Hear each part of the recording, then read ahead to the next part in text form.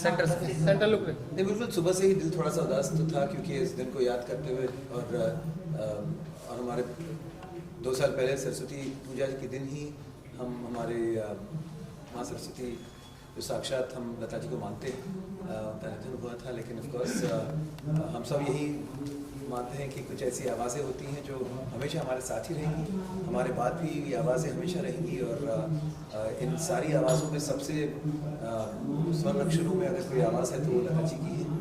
And she is the pride of our nation and she is the identity of India. अगर भारत की आवाज़ हो तो लता जी।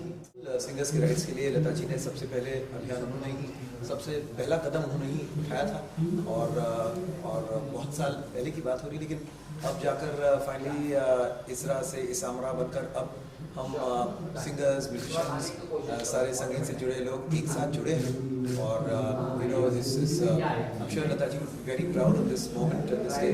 एंड सब कुछ ही उनके आशीर्वाद के वजह से ही हो पाया है।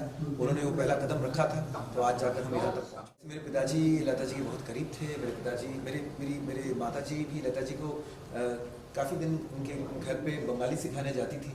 और पिताजी के लिए लता जी ने बहुत सारे गाने गाए हैं। उनके स्टूडियो में, LM स्टूडियो में मेरे पिताजी का सारे बड़े बड़े दिग्गज कंपोजर्स के साथ मेरे पिताजी की, मानस मुखर्जी जी, उनका भी तस्वीर है।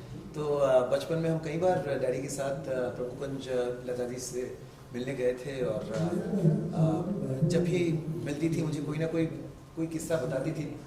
हम तो बहुत छोटे थे, लेकिन पिताजी के साथ कोई घटना कोई घटी होगी तो बताती थी, पता है ऐसा हुआ था। और मानस ने एक मुझे स्टोरी बताई थी कि पिताजी कहीं शो करने गए थे और वो आकर लता जी को बताने लगे कि मैं गा रहा हूँ, अजीब सी आवाज़ आ रही है, कर बोला क्या, नीचे देखी कोई स्टेज काट रहे थे, कोई मस्ती चल रही थी। तो ऐसी बातें भी बोले, देखो ऐसे भी दिन गुजारे हैं तुम्हारे पिताजी ने, जो मुझे उन्होंने बताया। तो ऑफकोर्स बचपन से ही उनका बहुत साथ और वक्त मिला। मैंने एक गाना उनके साथ भी गाया था महेश पाई जी के म्यूज़िक में, लेकिन वो फिल्म किसी कारणवश रिलीज़ नहीं हो पाई और वो गाना बस अनरिलीज्ड रह गया है। लेकिन I definitely want Mayuresh ji to share that song at some point, because that was apparently her last song.